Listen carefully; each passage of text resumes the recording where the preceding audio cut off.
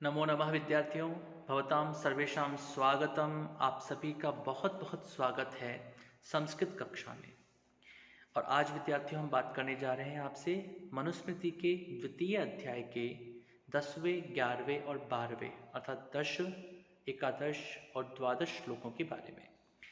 10वें श्लोक में मनुस्मृति के जो रचनाकार हैं महर्षि मनु, वे कहते हैं, श्रुतिस्तु वेदो विज्ञेयो धर्मशास्त्रम तु वै स्मृति ते सर्वार्थेष्वमीमांस्य ताभ्याम धर्मो हि निर्बभौ।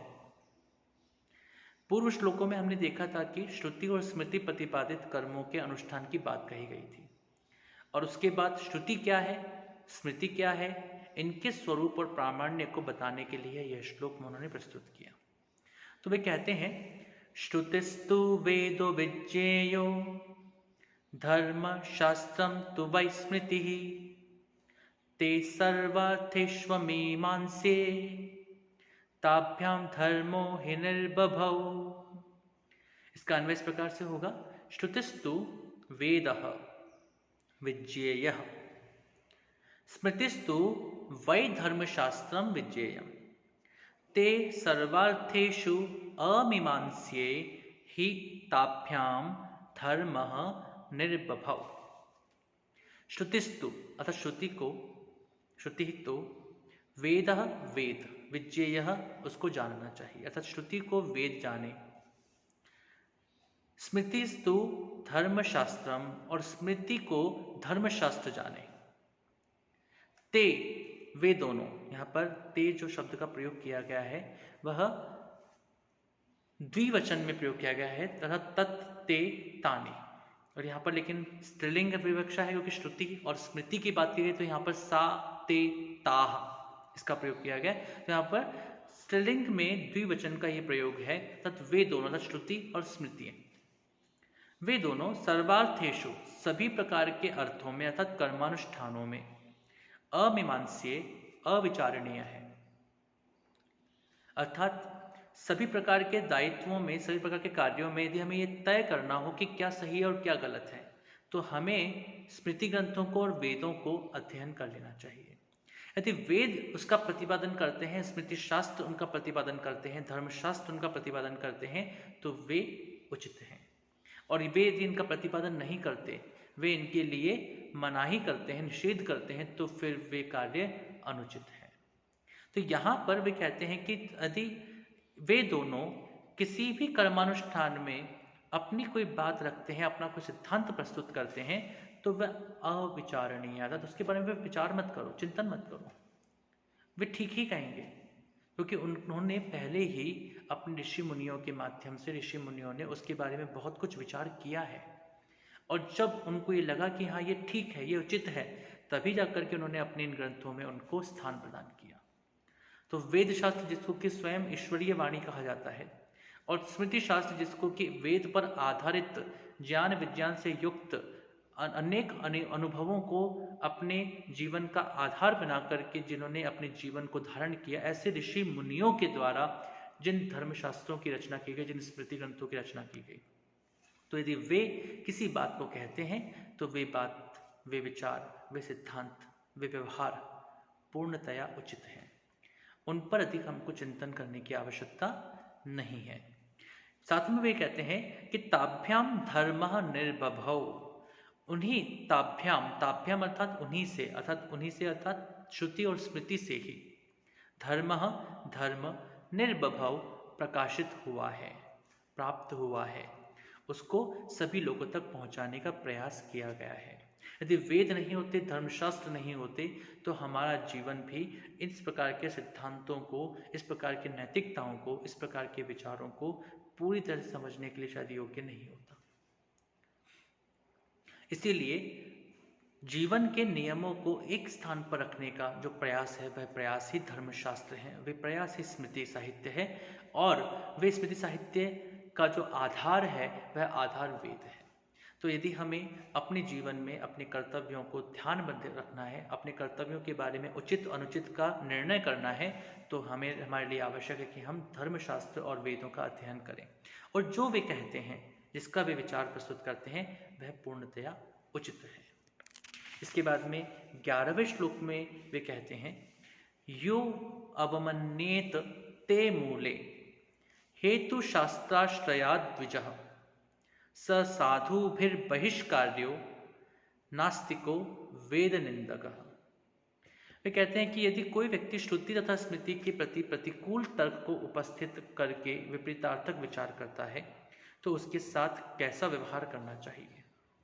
तो वे कहते हैं योवमन्येत ते मूले हेतुशास्त्राश्रयात् द्विजः स साधुभिर्बहिष्कार्यो नास्तिको वेद निंदकः। यह द्विजः, इसका अन्वय इस प्रकार से होगा, यह द्विजः हेतुशास्त्राश्रयात् ते मूले अवमन्येत सह वेद निंदकः नास्तिकः साधुभिः बहिष्कार्यः। अर्थात यह जो द्विजः, द्विजन्मा अर्थात द्विज कहते हैं ब्राह्मण क्षत्रिय और वैश्य को, तो जो ब्राह्मण क्षत्रिय और वैश्य हेतु शास्त्र आश्रयात, हेतु शास्त्राश्रयात अर्थात नास्तिकों के तर्क शास्त्र को निमित्त बनाकर। देखिए दो तरह की स्थितियां हैं। एक तो होता है कि जो हमारे ऋषि मुनियों ने जो विचार दिए वे निश्चय ही बहुत सोच समझकर दिए गए विचार हैं। भारतीय परंपरा में आर्ष साहित्य, जिसको हम आर्ष साहित्य कहते हैं, अर्थात ऋषि मुनि प्रणीत जो साहित्य है वह साहित्य किसी प्रकार के स्वार्थ से परिपोषित साहित्य नहीं है। वह साहित्य किसी प्रकार से किसी तरह के स्वार्थों को पूर्ण करने के लिए लिखा गया साहित्य नहीं है। वह साहित्य मानवीय समृद्धि का पोषण करने के लिए लिखा गया साहित्य है। अर्थात विश्व कल्याण को ध्यान में रखते हुए, मानव कल्याण को ध्यान में रखते हुए, प्रत्येक प्राणी के जीवन की संरक्षा और सुरक्षा को ध्यान में रखते हुए लिखा गया साहित्य है। तो इस तरह के साहित्य में हमें, यदि हम उसमें कारणों को ढूंढना प्रयास करें, हम उसमें तर्कों को ढूंढने का प्रयास करें, हम उस पर व्यर्थ में तर्क करें। देखिए किसी भी शास्त्र के बारे में चिंतन करना, मनन करना बुरी बात नहीं है, लेकिन जब हम व्यर्थ में तर्क करने लगते हैं और अपने स्वार्थों के लिए ऋषि मुनियों के उन तथ्यों को, उन विचारों को गलत साबित करने का प्रयास करते हैं, तो यह कदापि उचित नहीं होता है। जिन लोगों ने, जिन ऋषि मुनियों ने हम सबके कल्याण के लिए कुछ कार्य किया, उस कार्य को निश्चित रूप से हमें पूरी तरह से आदर के साथ अपने जीवन में धारण करने का प्रयत्न करना चाहिए। और यही भारतीय विचारधारा में समाहित है और यही उत्कृष्ट है, क्योंकि यदि हम हर वस्तु पर संदेह करने लगेंगे तो हम विश्वास किस पर करेंगे। इसलिए विश्वास करना भी आवश्यक है। हाँ, प्रश्न इतना सा है कि विश्वास किस पर करें। तो इसके लिए यदि हम एक शब्द को पकड़ के चलें और वह है आर्ष, अर्थात वे ऋषि मुनि जिन लोगों ने अपना नाम बताए बिना, अपने नाम को लिखे बिना भी, अपने नाम की आवश्यकता को महसूस किए बिना, सोचिए उनका विचार कितना बड़ा होगा, जिन्होंने स्वयं को प्रसिद्ध किए बिना ही हमारे लिए श्रेष्ठ शास्त्रों की बातों को, विचारों को रखने का प्रयास किया, वे कहीं पर भी स्वार्थ के पोषक नहीं हो सकते। तो ऐसे ऋषि मुनि जो हैं, ऐसे ऋषि मुनियों के द्वारा जो भी तर्क, जो भी सिद्धांत हमें प्रदान किए गए हैं, हमें उन सिद्धांतों का पूर्णतया पालन करने का प्रयत्न करना चाहिए। तो भी यहाँ कहते हैं कि जो भी ब्राह्मण क्षत्रिय वैश्य तर्क शास्त्र को, तर्क को और व्यर्थ में दिए गए तर्क को आधार बना करके ते मूले अर्थात धर्म के प्रति वे मूल अर्थात वे प्रमाण अवमन्येत, उसकी अवमानना करते हैं, उसे अपमानित करते हैं। सह वेद निंदकः, उसे वेद निंदक कहा जाना चाहिए, उसे वेदों की निंदा करने वाला कहा जाना चाहिए। सह नास्तिकः, उसे ही नास्तिक कहा जाना चाहिए। साधु भी बहिष्कार्यः, और उसे साधुओं के द्वारा, सज्जनों के द्वारा बहिष्कृत कर देना चाहिए। मनुस्मृति के इस महर्षि मनु के इस कथन में निश्चय ही हमको थोड़ा कठोरता दिख रही हो, लेकिन यदि हमको नियमों का पालन कराना है तो नियमों के पालन में हमें कुछ हद तक कठोर होना भी आवश्यक है। और यहाँ पर महत्वपूर्ण बात यह है कि ऐसा नहीं है कि नियमों से अनभिज्ञ होकर के हम ये कार्य करने वाले हैं। हमें नियमों की जानकारी प्राप्त करनी चाहिए, हमें नियमों को जानना चाहिए और नियमों को जान करके आगे बढ़ने का प्रयत्न करना चाहिए। फिर भी यदि उन नियमों को कोई व्यक्ति अपने व्यर्थ में दिए गए तर्कों के माध्यम से अपुष्ट मानता है, उनकी अवमानना करता है, उनका अपमान करता है, तो उसे वेद निंदक और नास्तिक मान करके साधु लोगों के साथ द्वारा, अच्छे लोगों के द्वारा, श्रेष्ठ लोगों के द्वारा, सज्जनों के द्वारा, वैदिक विद्वानों के द्वारा उसको बहिष्कृत कर देना चाहिए, निकाल देना चाहिए। इसके पश्चात वे कहते हैं 12वें श्लोक में, वेदः स्मृतिः सदाचारः स्वस्य च प्रियमात्मनः एतच्चतुर्विधं प्राहुः साक्षात् धर्मस्य लक्षणम्। शील का आचार में ही अंतर्भाव किया जाता है। इसका पृथक प्रामाण्य स्वीकार न करके धर्म के प्रति 4 प्रकार के प्रमाणों को बताने के लिए श्लोक लिखा गया। इस श्लोक को इस प्रकार से बोलेंगे, वेदः स्मृतिः सदाचारः स्वस्य च प्रियमात्मनः एतच्चतुर्विधं प्राहुः साक्षात् धर्मस्य लक्षणम्।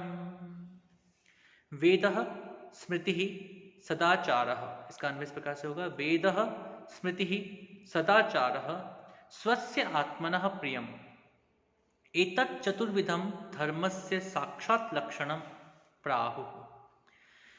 वे धर्म के 4 लक्षणों को यहाँ प्रतिपादित करते हुए कहते हैं कि वेदः अर्थात वेद अर्थात श्रुति, स्मृतिः धर्मशास्त्र, सदाचारः सज्जनों का अच्छा आचरण, स्वस्य आत्मनः प्रियम और अपनी आत्मा को जो प्रिय लगे, अपनी आत्मा का प्रिय, एतत् ये चतुर्विधम 4 प्रकार के धर्मस्य धर्म के साक्षात प्रत्यक्ष लक्षणम प्रमाण कहे गए हैं। इन चारों को ही धर्म का साक्षात प्रमाण प्रत्यक्ष लक्षण कहा गया है। और वे 4 बातें कौन कौन सी हैं? पहली वेद, दूसरा स्मृति, तीसरा सदाचारः और चौथा आत्मनः प्रियम। वेद, स्मृति, सदाचारः, आत्मनः प्रियम। वेद वैदिक ग्रंथ, स्मृति धर्मशास्त्र, सदाचारः सज्जनों के द्वारा किया गया आचरण और चौथा है आत्मनः प्रियम, हमारी आत्मा को जो प्रिय लगता हो वह। ये 4 धर्म के लक्षण हैं, ये 4 ही धर्म के साक्षात प्रत्यक्ष प्रमाण हैं। आज हमने 12 तक श्लोकों का अध्ययन किया। आप आगे श्लोकों को भी पढ़ें और पूर्व के श्लोकों को, पढ़ाए गए श्लोकों को थोड़ा ध्यान से उसके बारे में समझने का प्रयास करें। किसी भी तरह की समस्या के लिए निश्चित रूप से हमसे संपर्क करें। आपका बहुत बहुत धन्यवाद विद्यार्थियों। पुनर्मिलामः। नमो नमः। शुभम भवतु।